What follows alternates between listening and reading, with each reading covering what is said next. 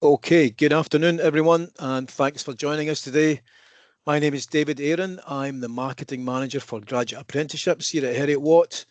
As you know, today's webinar is focused on our Construction and Built Environment Graduate Apprenticeship Programme. My Heriot-Watt colleagues, Ali Nicol, who's a Business Relationship Manager, and Eduardo Navarro Bringas, the Programme Director, will give you a bit of an overview of our Construction and Built Environment Programme. We're also delighted to welcome Elaine Ellis from Skills Development Scotland. Elaine is the Sector Manager for Construction and Net Zero, and she'll give us an overview of the current skills landscape in construction. We're also delighted to be joined by Jake Wales and Morgan Williams from our employer partner, Graham Construction. Jake is an emerging talent advisor and Morgan is a current apprentice, and we'll do a bit of a Q&A with them to share their experiences and thoughts on graduate apprenticeships. Before we start, I'll just cover off some quick housekeeping. So today's session is being recorded. If you can keep your mics and cameras off during the presentations, that would be great. Thank you. You will have the opportunity to ask questions at the end, and you can either use the chat function or ask questions out loud. So without any further ado, I am going to pass over to Arlene. Thanks, David. Okay, so as David said, I'm one of the business relationship managers in the graduate apprenticeship team here at Heriot-Watt. So I'm just going to go over a few of the basics, as it were, about graduate apprenticeships and how they are delivered at Heriot-Watt. Okay, so first thing to say is that graduate apprenticeships are part of the apprenticeship family, which includes foundation apprenticeships, which are basically placements for individuals who are still at school. Modern apprenticeships, which I'm sure we're all aware of. Graduate apprenticeships were developed and started in 2017, with frameworks being created to address skills gaps within specific industries in Scotland, one of those being the construction industry. Graduate apprenticeships allow individuals to obtain a fully funded honours degree whilst they're in usually full-time employment. So essentially, an individual's earning whilst they're learning. How do they do that? The main reason behind that, if you will, is that approximately 80% of an individual's learning is work-based learning. So learning outcomes are met and learning is demonstrated through, for example, projects that are undertaken in the workplace. There are two really key areas of support for anyone undertaking a graduate apprenticeship. And Eduardo, I think, will speak more to this later.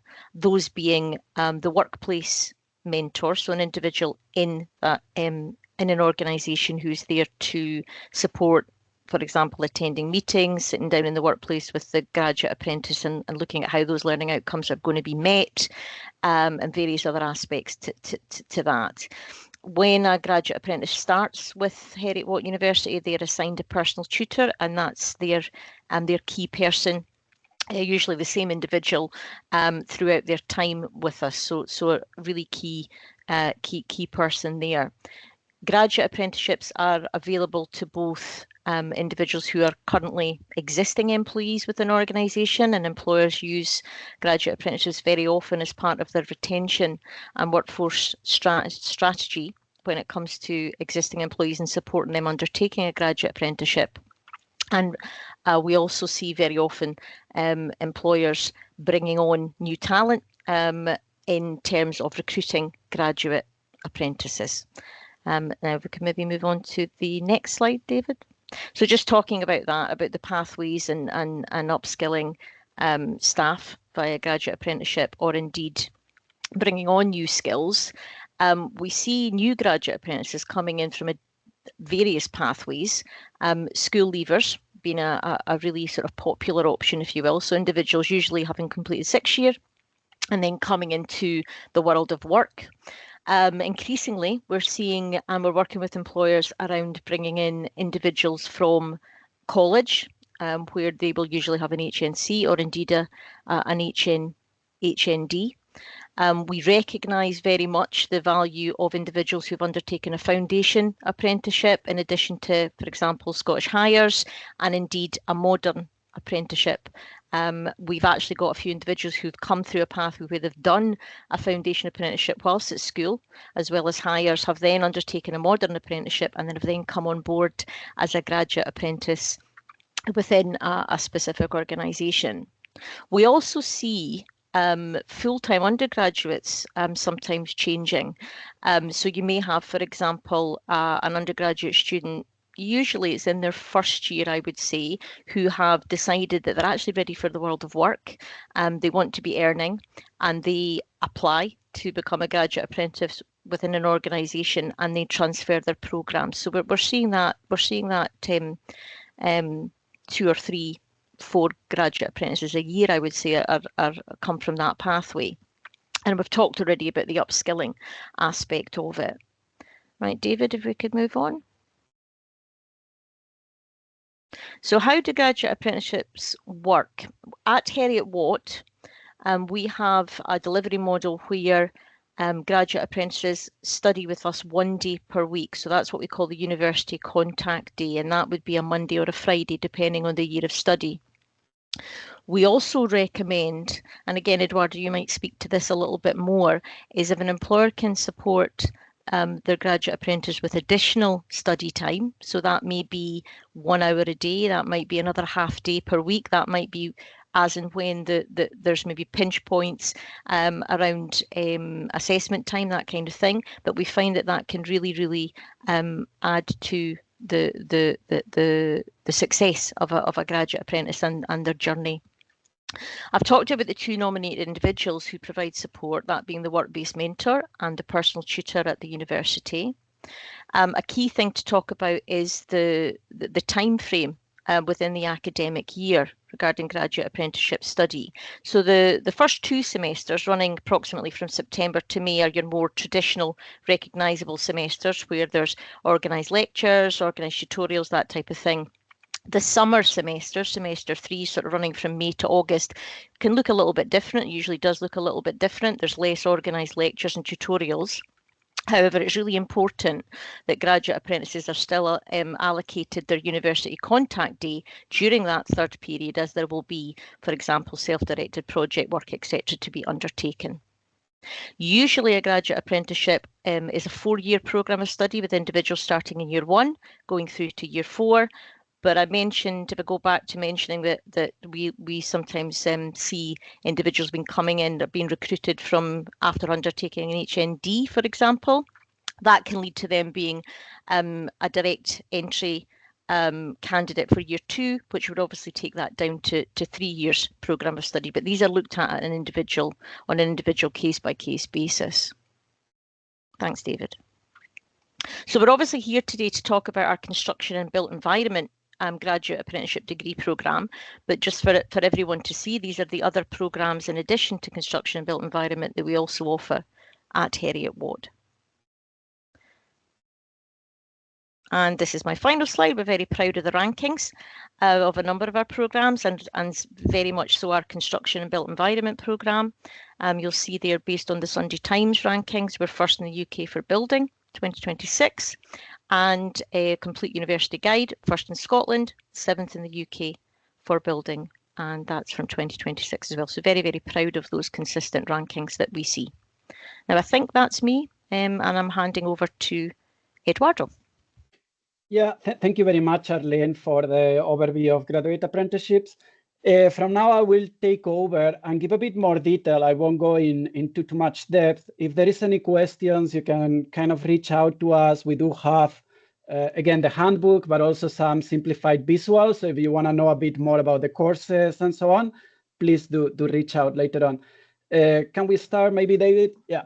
So the first thing, just to give a bit of an overview of construction and built environment, this is in particular, a very concrete framework for graduate apprenticeships. It is a degree that it was designed back in 2017-18 to pretty much serve as a graduate apprenticeship framework that will cover different careers and skills required on built environment professions. And then each university, in this case, I will explain how Heriot-Watt approaches it, would adapt that kind of CBE degree to suit basically the specialties or the degrees that they normally will be teaching. So basically to make sure that the academic staff and the resources that the university had will match the professions or the degree pathways that would be offered. Effectively, it is, as Arlene just mentioned, a 4-year bachelor honors degree.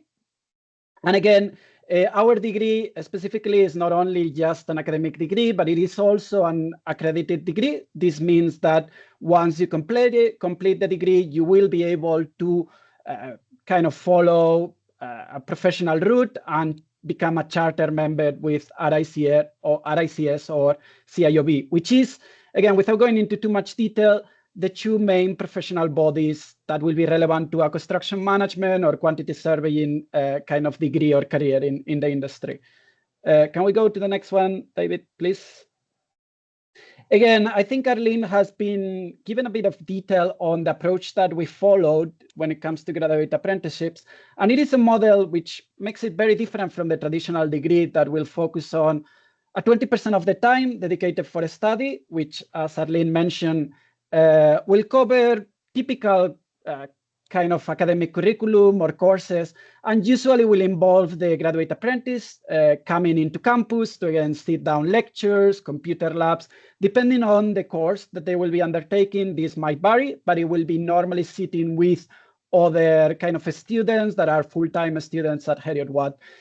While the other 80%, and this represents usually those 4 days at the workplace, will be more like contextualized. This will be very dependent on the employer. Again, each employer might have a slightly different kind of experience being offered to the graduate apprentice with different roles and tasks, but this will be entirely based on the company. So it's very kind of personalized, very contextualized to that particular employer.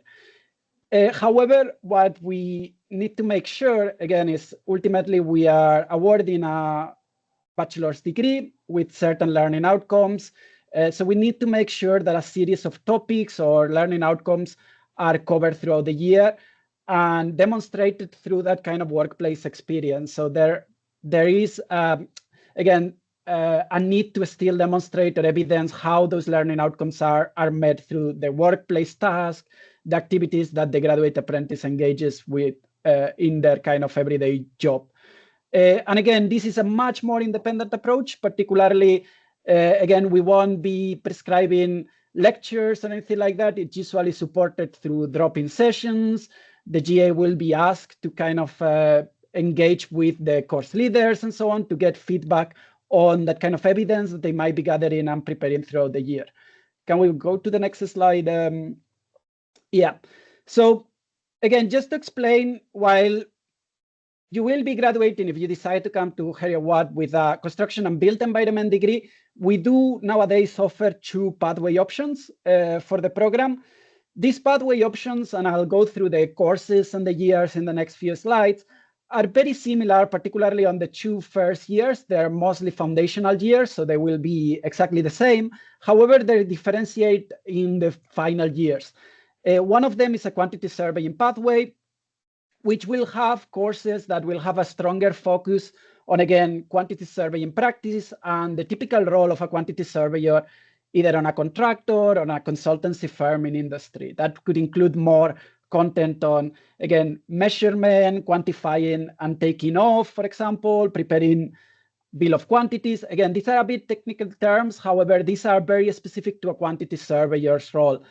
While we nowadays offer as well a second pathway, which will be focused on construction project management. Again, there is a lot of commonality between the 2 of them, but there will be more specialized courses as well with a more focus on the typical project management role.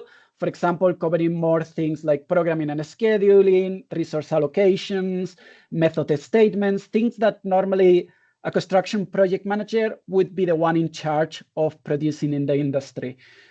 Going through the years, if we go to the next slide, again, just going to give a bit of an overview. As I mentioned earlier, if you have any further questions or you want more detail on the specific contents, please do reach out to us, either myself or Arlene or someone within the call, and we will be able to facilitate you with some more information.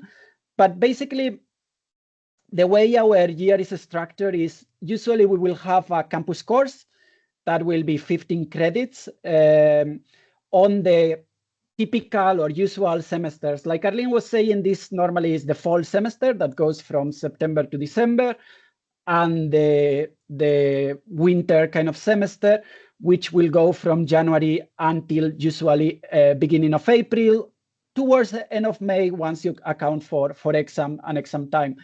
And then apart from that one, we have two main components, which is work-based learning courses or modules, and these are going to be running through the 3 semesters of the academic year, meaning they will be kind of introduced to the student in September, and they will be submitted usually at the end of May in a first submission, but there is always another opportunity towards the end of July, meaning it lasts pretty much for the whole academic year. In year 1 and 2, our courses will appear here are pretty much courses that are targeting to build up a general understanding of kind of the construction and the built environment sector.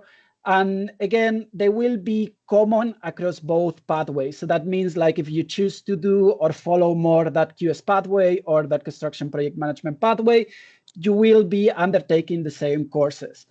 Again, these 45 credit ones, I'll talk a bit more later on, but if we can go to the next slide, which will be the year 3. The year 3 is where we start kind of specializing a bit more, and there is a bit more differentiation across the 2 pathways. Here you will be asked to select pretty much a different course, particularly on campus, which will be more targeted again towards a quantity surveying or towards a construction project management kind of profession. This course is normally going to be taking place in the 2nd semester. As you can see here, for example, for the quantity surveying module in year 3, the course will be looking more at, again, advanced measurement. You look more at, again, skills and that are more core or important for that QS role. And again, we will also have a commonality across basically the work-based learning on this year. So in these cases, we will have more specialized ones, which will still cover innovative practices in the industry. It will cover commercial construction practice, as well as, again, safety and kind of more advanced construction technologies as well. Again, if you decide, and here is where you choose, and the differentiation is particularly on that 2nd semester course, as I mentioned before, if you decide to go for something like a construction management or project management pathway, your course will be more focused on, again, the traditional skills that role will require, which will include more scheduling techniques, programming, control, resource allocations. And that is basically what you will cover on that semester 2 course on scheduling, programming, and control. Again, the year will work exactly the same in terms of the structure, 2 semester courses, plus, again, 2 main work-based learning modules, and that will account for those 120 credits, as you can see at the bottom of this. Can we go to the next slide just to speak a bit more about work-based learning and, again, just give a bit more detail. The way we assess it, as I say, is we are not going to be delivering these courses as lectures or in the traditional way that you will kind of maybe imagine a traditional kind of campus course to go. Instead of that one, at the beginning of the year, all graduate apprentices will be kind of given, for each of the modules, what we call a course specification document, which will outline the learning outcomes, will outline as well the topics that need to be covered within that course. And again, this will be supplemented with usually a briefing session from the course leader that normally delivers these courses on campus, as well as a series of drop-in sessions that will allow the graduate apprentice to kind of contact the course leaders and get feedback on the evidence. The way we normally cover these ones, and I'll give a couple of examples from students in a couple of slides, is like we will expect the submissions that the graduate apprentices will provide at the end of the year to contain quite a lot of evidence that showcases the different tasks and activities that they've been engaging with within their employer. So effectively, the work that you are doing at the workplace is going to be what you use to evidence that you are meeting all the learning outcomes. Again, these learning outcomes are basically mirroring our traditional quantity surveying and construction project management. So we can make sure, and again, this is also for the professional accreditation, we can make sure that you, at the end of your degree, will have all the skills, knowledge, and competencies that these professional bodies would expect from a quantity surveyor and a construction project manager. Usually, again, the idea is to cover these topics through, again, evidence from activities and tasks. However, depending on your employer, if, for example, you are working at a specialized subcontractor that just maybe focuses on a small aspect or process during the construction, let's say you work with a contractor specialized on foundations or foundation works, you might not be able to cover things like roof construction or maybe construction technologies that are maybe taking or discussing other elements or components of a building. In those cases, we will still discuss with you and your employer, and we will come up with alternatives, usually more maybe theory-based, for you to be able to still cover those topics. So we will kind of make sure that by the end of the year, you will have all the necessary evidence and to kind of pass that course and meet all the learning outcomes. The way we make sure that that happens is usually at the beginning of each year, normally towards October, a meeting will be kind of arranged between your university tutor, which, for example, in my case, I am the program director, but I am also generally the tutor for all our year one students. So if you decide to join us in year one, I will be the one undertaking that meeting. Yourself as a graduate apprentice and the employer representatives or employer mentor to basically discuss, again, understand what the role of the graduate is on the workplace, but also discuss how all these learning outcomes and topics can be addressed throughout the year. We will come up with a plan, and then we will kind of monitor the progress throughout the second semester to make sure, again, that when it comes to the end of the academic year, you will have all the necessary evidence and you will be ready to kind of pass or meet all the learning outcomes for that course and progress into the following year. Can we go into the next slide? Again, the final one is the year 4. I kind of left it a bit separate. Year and work-based learning is very prescribed from years 1 through years 3. So you will get those kind of course specification documents with the topics. However, in year 4, this is a more self-directed and personalized year in many ways. You will have, instead of that one as work-based learning, a very large project, which will have 3 different components that you will need to submit. That it's basically the capstone project. In this one, we don't introduce new topics or new competences or learning outcomes for the construction sector, but it's more of a course that will allow you to consolidate and reflect upon all the learning that you've undertaken over the previous 3 years. And you will be doing basically a major project review, kind of being critical about different aspects of the project and how those have been delivered, as well as a component that is more akin of a traditional research dissertation. That's why you have 90 credits in there. It kind of resembles a lot the traditional kind of design project and research dissertation that you will normally do on a traditional campus-based course. So again, the kind of work-based learning in that final year is less prescribed and more independent. There is more flexibility for the GA to decide on how and what topics they decide to cover, for example, on that research dissertation. We still will have 2 campus courses. And again, there will be a differentiation on that semester 1 if you choose to do a quantity surveying pathway or if you choose to do a construction project management pathway. Can we go to the next slide, please, David? Just to show you, and again, just to give you a bit of an idea without going into a lot of detail, this is from the first year courses. So again, in the first semester, the course will be with myself. I do deliver the construction modeling one. So you will be coming, it's quite a hands-on course. So it serves as an introduction to, again, CAD, 3D modeling, and BIM. So it is very much project-based. So you will actually feel quite at home because we will still be doing quite a lot of applied skills development during that course. And in this case, this is an example from the last semester from 2 graduate apprentices. where they were given basically a brief to develop a new educational facility here at Heriot-Watt, which would be the new brewing and distilling kind of center. And again, this is some of the outputs that they presented on the presentation, as well as some of the drawings and kind of outputs that they presented there. This is an example of one of the campus-based courses that we have. And on the other side, I have just a snapshot of one of the portfolios. Again, as I said before, these portfolios will incorporate a bit of a reflection and theory aspect of it. So you can see a bit of the test in there without going into a lot of detail. But for example, this is an example of how one student is meeting the topic of construction technology for ground floor construction and the ground floor construction technologies with some pictures. These pictures are from a project that the graduate apprentice was based on.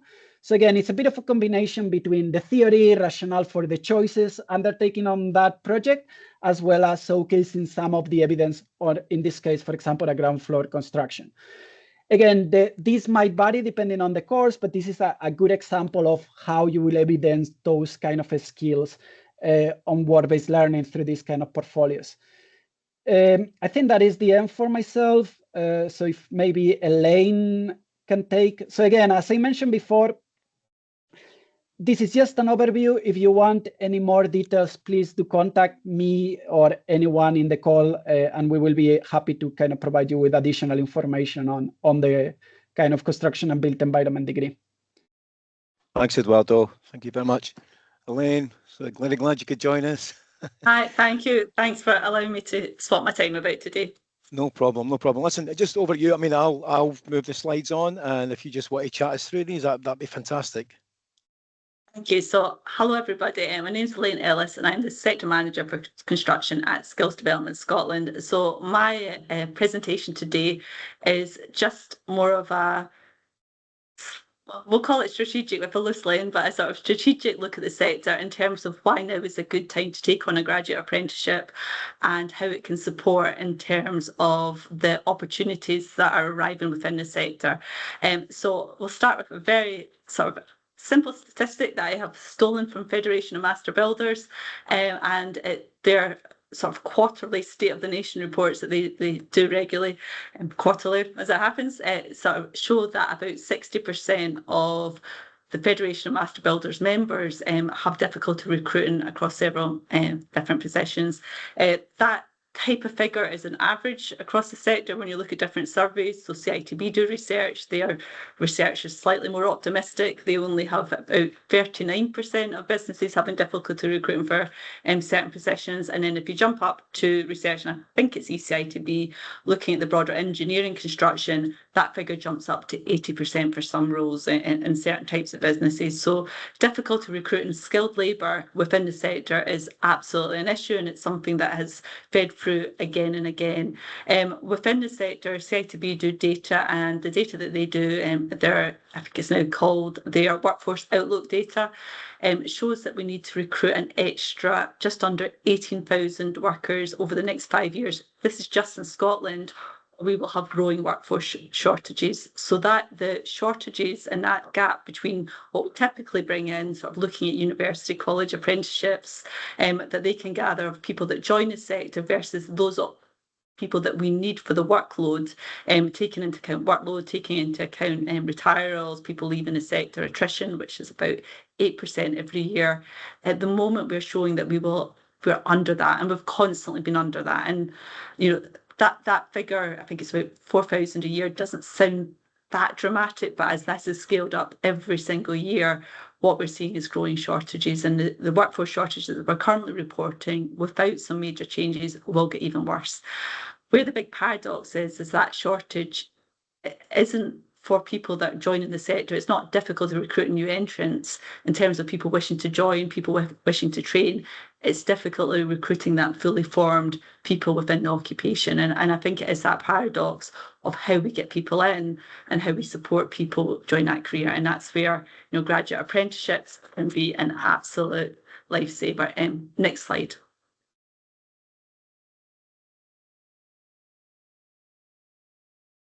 Thank you for that. So there's lots and lots of statistics, and don't worry, I won't go into them in too much detail, but we do regular sector skills assessment data for construction sector. They can be seen on our website. We publish them at least every year. And that data shows that the last one we've done would have been in autumn of last year. And it showed that due to replacement and growth demand, that we would need to bring in 70,000 new workers into the sector in the decade. Data, this is a Scotland level, and a UK-wide level it's even more, and you're looking at roundabout CITB data suggests that we would need 240,000 workers in the next 5 years, which is a relatively short time period. It's consistent, and what the data shows when you start to drill into it, both our data, CITB data, ECITB data, they're all pointing in the same direction, is that the skills that we're needing more of are those professional level skills in particular. Certainly, within the job that I do, a lot of the sort of high profile, we spend a lot of time talking about apprenticeships around the trades, around those roles. They're absolutely vital. It's almost impossible to have a conversation of skills without those roles getting discussed. But when you look into statistics, and as important as they are, it's ironically not those roles that are showing the biggest gaps or showing where we have the challenge in future. It is those skills that we are needing and linked to management, commercial, digital, technical coordination roles where we are needing to bring people in, where it's the biggest gap, and where training your own and getting that workforce in becomes even more important. Some of the roles that are standing out, it's been most difficult to recruit, and where we're seeing the gaps around process roles, programme managers, with various engineering roles, around designers, instrument technicians, pipe fitters, welders, planners always are there. Roles around risk management are absolutely there. So there's no question that it is these sort of technical professional roles where the gaps are coming through, and where, again, in terms of your business, it's important to get ahead of it, and using graduate apprenticeships as that method to bring in your own helps you get ahead of the curve there. It is about quality. It is about having people that are there to be able to support compliance. Becomes even more and more important. Next slide.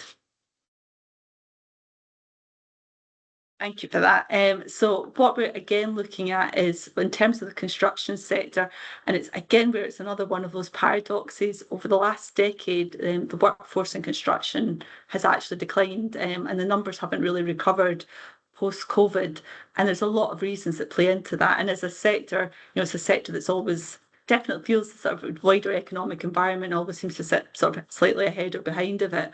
But all the policy drivers are pointing to the construction sector being a major priority. And the policies we have around net zero, around heat decarbonisation, are driving demand and a lot of work into the sector. There is major infrastructure projects that are ongoing at the moment, particularly projects to upgrade the grid. Some of your businesses may well be involved or bidding for that type of work. Housing, housing emergency has been declared. There is plans here in terms of being able to build new buildings, but also bringing sort of older buildings back into use has become more and more strategically important. Regardless of how this plays out, there's absolutely no question that the need for energy security, the need to work on improving our sort of energy infrastructure will be an absolute priority, as will be making our builders more energy efficient, more efficient, and sort of changing our approaches to heating will bring a lot of work into the sector. And there's a lot of pipeline tools out there, some you may know about. Again, not one to read too many figures, but that use Scottish Futures Trust have a very good pipeline tool. If you've not ever seen it, it's worth looking Scottish Futures Trust website to have a look at the pipeline. It's there. In Scotland, it shows that there's just under 1,200 projects, and sort of last data I was looking at, and of those projects, the sort of value was over 718 billion. I think, if I'm reading my figures rightly, or no. That sounds too high. We're going to 18 billion. But one of the sort of critical things in terms of projects, in terms of business, is that many of these projects, about 50% of them, are valued under 2 million. So there's plenty of opportunity there for businesses of all sizes. It's not just about the big companies. There's plenty of opportunities for the smaller companies. We're definitely looking, in terms of policy, the importance of skills within construction is becoming more and more important, and competence is taking much more of a central stage. In England, there's a lot of work that's outputs of the Grenfell bill which will have an impact on who can be hired, who can work in certain projects. Now, while that doesn't directly apply in Scotland at the moment, there is work in Scotland to start to look at the implications and what that will mean in terms of Scotland, in terms of skills, and how we again look at that workforce. So anything that can be done now to build those skills and to make sure it's the right workforce is a big plus. In terms of public procurement, it's always a plus to re-recruiting and hiring your own. It works in terms of community benefits. It works in terms of showing that you are enhancing sort of economic and social outcomes, and it ticks that box. But it's also the right thing to do in terms of investment. Graduate apprenticeships are very much there about the future skills, and certainly for the sector, being able to do those technical skills, those design skills, the innovation, it's those skills that are needed to prepare us for the future. Next slide, please. Again, looking in terms of skills and competence, it isn't really just about numbers, and more it is about that challenge of making sure that we have the right skills and the right competence there. It isn't just about increasing headcount, it's about making sure that you have the skilled workforce available that will be able to win you the contracts that you need and will be able to get you into the sort of new jobs that are coming down the line. In terms of, even that move towards heat decarbonisation, for example, there will be major opportunities as retrofit moves from sort of single house to projects that will be done in mass, whether that be district heating, whether it will be moves to doing the mass street by street, area by area heat decarbonisation. That is the likely direction of travel. And same in terms of the big energy infrastructure projects. Having the right skilled workforce there really will matter. In terms of skills, it's definitely more and more about employer and industry collaboration. In terms of designing programmes and designing courses, and I know certainly as you work with Heriot-Watt, it is that close collaboration in terms of making sure that the graduate apprenticeship works for you does matter, and it's important to play a part in any of those areas. Apprenticeships will always remain central to the industry, and certainly some of the research that we've done recently working with BEST has highlighted again where the gaps are. It's not just about starting to get the pathways more and more in line with what is needed and to move away from some of sort of the traditional approaches. So hopefully over the next couple of years, we start to see some more innovative pathways coming across. Next slide, please. Workforce and how to boost the construction workforce is probably one of the biggest challenges for the sector. It's a challenge at a strategic level as well as sort of working through at a individual company, employer level.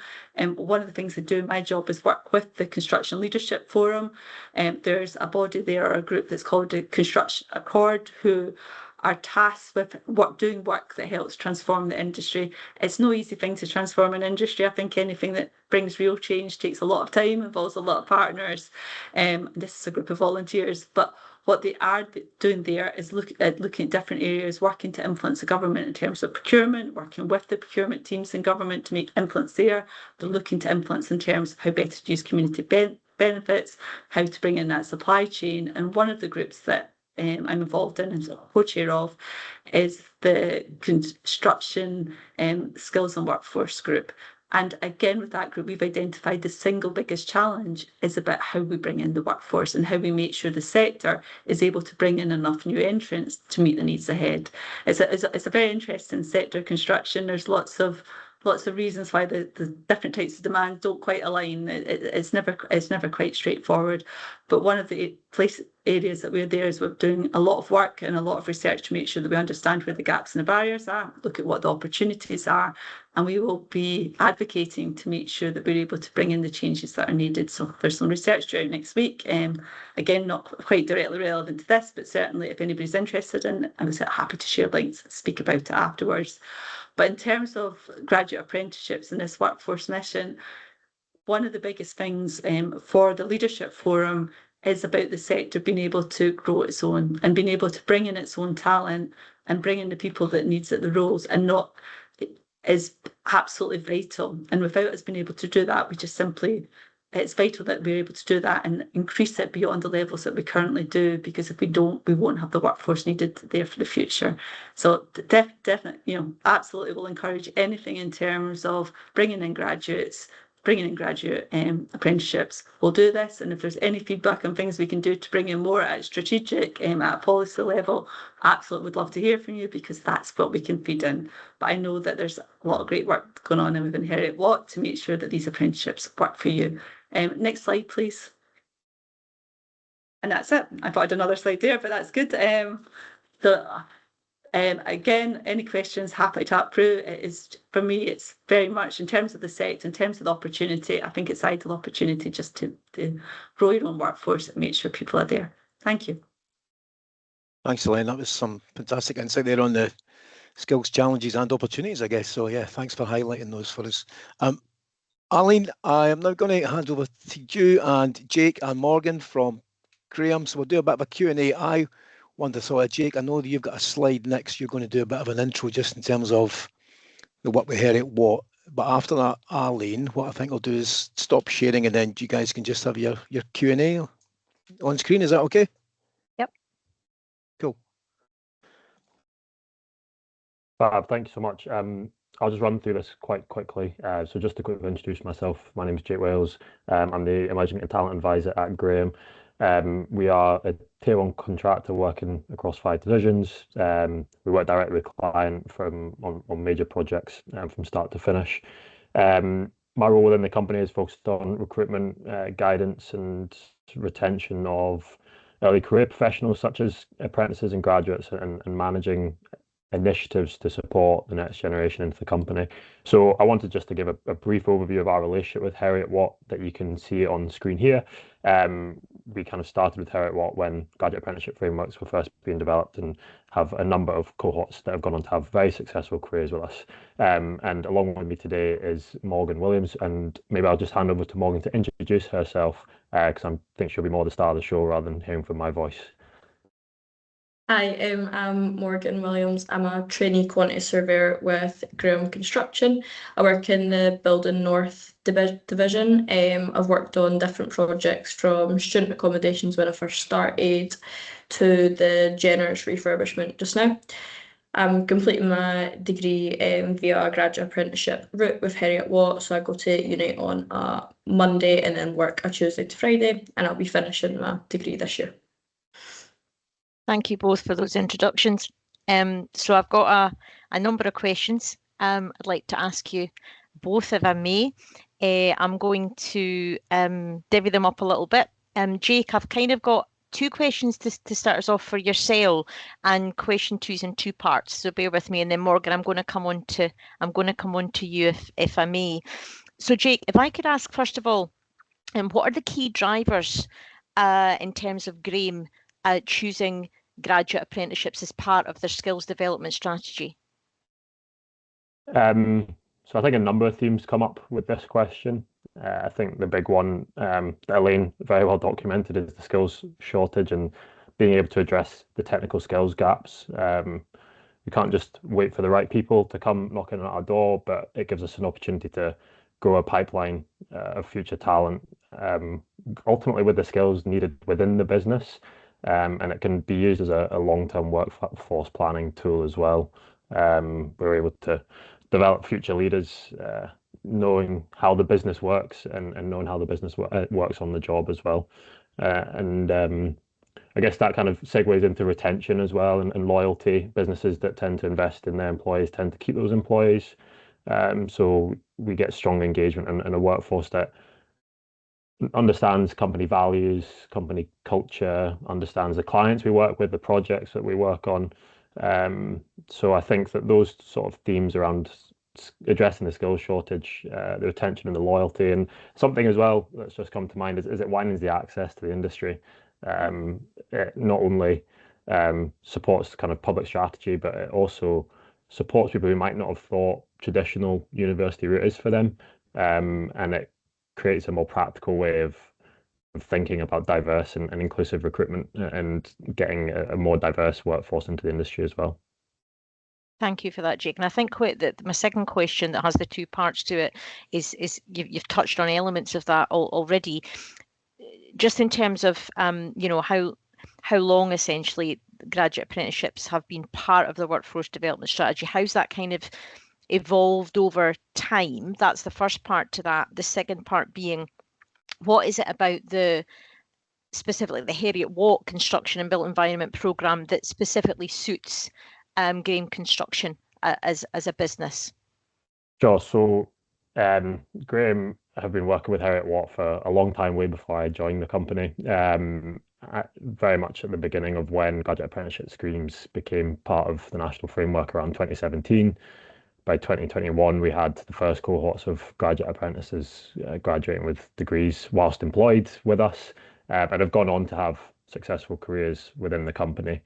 So they are becoming a regular part of our talent pipeline, and we have the program now very well embedded within our workforce planning strategies to be able to develop the future leaders within the company.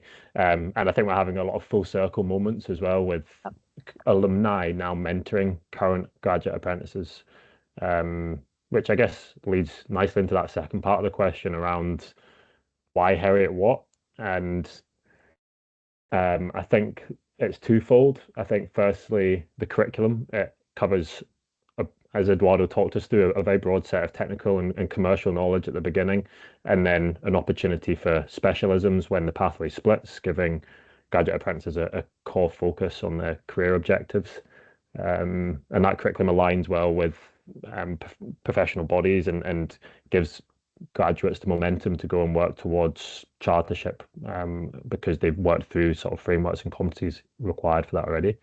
But also I think with Heriot-Watt, and I think because of the fact that we've supported graduates through difficult times such as the pandemic, Heriot-Watt provides a lot of fantastic support and close collaboration with the employer, so with us at Graham. Constant and regular reviews and tracking, and good support network for employee liaisons, and from experiences that I've heard, mentors at Heriot-Watt have been incredibly supportive, ensuring that students stay on track and have the dedication for them to achieve outcomes and achieve successful careers within the industry. That's wonderful. Thank you, Jake. Thanks for putting that so succinctly for me. Morgan, I'm going to come on to you now, if I may. And I've got a couple of questions to start off with. Okay. Super. Can you tell us a little bit about your background before you started the graduate apprenticeship with Graham? Yeah, so I came straight from high school to Graham. So I finished 5th year, and while I was in 5th year in school, I'd done 5 hires, and I got the grades that I was happy with. So I didn't really see a need to stay on for 6th year. So during 5th year, when I was doing my exams, I started applying for apprenticeships, as I'd done my work experience week in 4th year at a QS firm. So that kind of solidified that that's the area I wanted to go into. When I was at that QS firm, they told me about graduate apprenticeships, and a few of my teachers at school had as well. So I started applying through the apprenticeship.scot website to different apprenticeships, and then I'd applied for full-time uni as well, just in case I didn't get any apprenticeships. Then over that summer, I went to different interviews, and then I started with Graham in the August, so I was 16 when I started with Graham, just out of school. Okay, so thank you so much for that. And the big word here, but what sort of inspired you to undertake a graduate apprenticeship? It sounds to me like you were, you very much had various ideas of things that you might want to do, applying for your undergraduate quite rightly, and looking at the graduate apprenticeship option. But what was it about the graduate apprenticeship that really made you think this is going to be the route for me? I was quite aware that I wanted to do something maths related when I was at school, because it was my favourite subject at school, and then it just happened to be that my work experience that my school had kind of suggested was QSing, but I also knew that I didn't want to go to uni full time. Like I said, I didn't want to waste another year at school in 6th year either. I don't love just sitting in a classroom full time, but I did also want a career that had a future and I could work my way up in as well.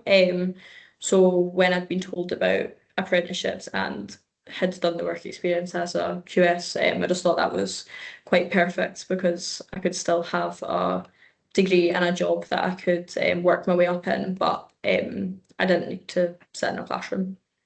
No, that's So, perfect. That's wonderful. I'm going to move on to something with yourself again, Morgan. Just something sort of a slightly different question, and Yeah. it's a very practical question. So could you give us an example of when you have applied your learning, your university learning, in the workplace, just to illustrate that work-based learning? So I would say the portfolios, which Eduardo's already explained, are obviously very work-based. So basically, every learning outcome in all portfolios relate to work on site, whether that's measurement, for example. I know last year I completed a full takeoff and measurement of concrete encasements and work for a subcontractor and for client variations, which then I could then put into my portfolios, which met learning outcomes perfectly. For in uni classes, I would say I've found the procurement and contracts class very useful for uni-wise. I would say nearly weekly at the start of projects, I create subcontracts. So that procurement and contracts class allowed me to have a more theory-based knowledge of clauses and contracts. Obviously at work I have my mentor and things have explained that to me, but it's not kind of in that written down noted theory way. So I think that class definitely helped my understanding for that task, which happens quite often. The procurement and contracts class also has helped me since I've came to the Generous project. Is the first project I've worked on which has a traditional procurement route. Everything else I've done has been a design and build procurement route. Yeah, I think the measurement and the contracts probably the most. The measurement class, measurement's something I do all the time. I was on site measuring before this call today for the joinery work. So you're out there doing it, which is great to hear. You're applying your learning into work, and yeah, you've been able to illustrate that to us. So this is it. This is what it's all about. You're an absolute real life example of how and why graduate apprenticeships can work really, really well. Thank you for that, Morgan. Jake, I'm going to come back to yourself. So let me just ask, if I may, it's a very general question, but it does tie in with what Morgan's saying there about bringing the classroom into the workplace. It's what benefits have you seen, or have your colleagues seen graduate apprentices bringing into the business? Sure, I think we've heard firsthand from Morgan there the benefits that graduate apprentices can bring. They bring an immediate workplace impact from day one. They're not just in lectures 5 days a week, but they're on site, they're working on projects 4 days a week. So that means that they have the opportunity to apply university learning directly to live projects, and they're constantly connecting the dots between theory and practice. And they contribute with improved, up-to-date, innovative practice as well that they're learning in the classroom. I think as well, again, from Morgan's story, you hear that she's made a very proactive, deliberate choice to invest into her future from an age that I think a lot of people may struggle to. So graduate apprentices bring a motivation. They know, they're informed, they know what they want to do. And you see that enthusiasm, that willingness to learn, that hunger to learn. Not only, I guess, as well to know like why things are done, but know like how things are done, why they're done in certain ways, and that sort of questioning of things, which encourages us as a company. It encourages their mentors to think about mentoring behaviours for senior staff as well. So it encourages practice change too. So I think that they bring a number of benefits, but I think you hear from Morgan firsthand there the benefits that they do bring. Absolutely, that's wonderful. I'm going to ask one last question to yourself, Jake, just aware of time, and then Morgan, I'm going to end with you. Jake, can I, if our employers on the call today or listening to the recording of this, we're looking at and considering recruiting in a graduate apprentice, what advice would you provide to those employers, whether it's around the support piece or the structures, practices, that kind of thing? And I think I know the answer to this, I hope I do. And ultimately, would you recommend graduate apprenticeships for a business?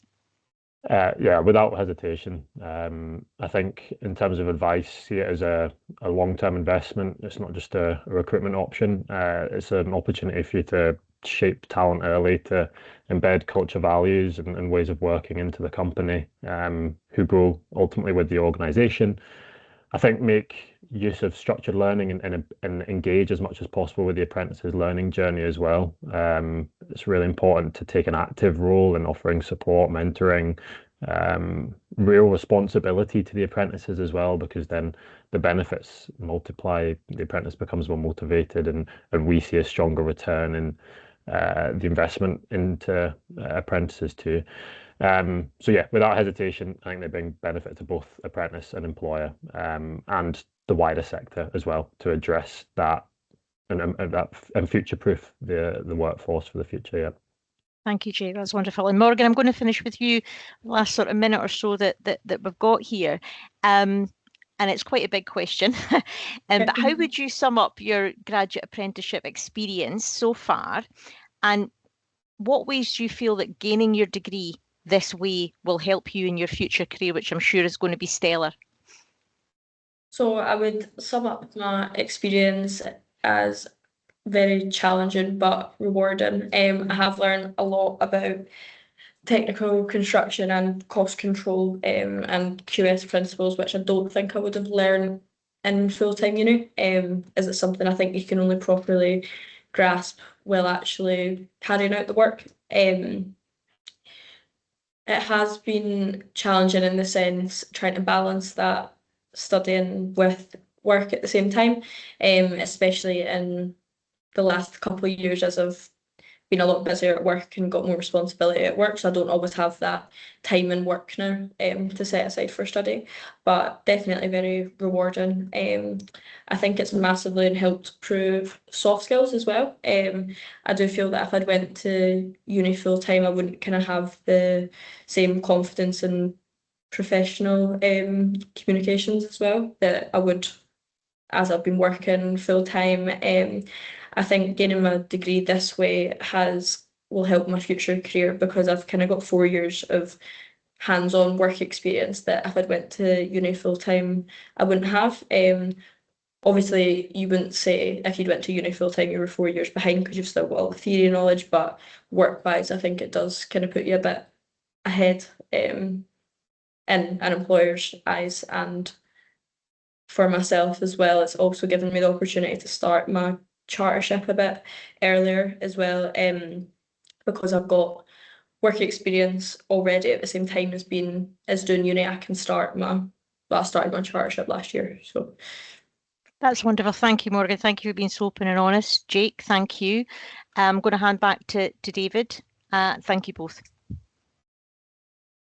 Thanks, everyone. Hang on time, Marlene, well done. Listen, I don't know if anybody has got any questions. If you have, you can please just drop them in the chat. While you're doing that, I would just like to do my little roundup of thanks to all the speakers today. Thanks, Aline and Eduardo, for doing the overview. Aline, thank you so much for joining us from your busy morning, and you made it. Much appreciated. And special thanks to Jake and Morgan from Graham. We really do appreciate the time you've taken out this lunchtime to share those. Well, I guess we couldn't have written the answers any better ourselves, so thanks for that, your input there. So yeah, listen, if anybody's not got any questions, I think we can wrap it up there.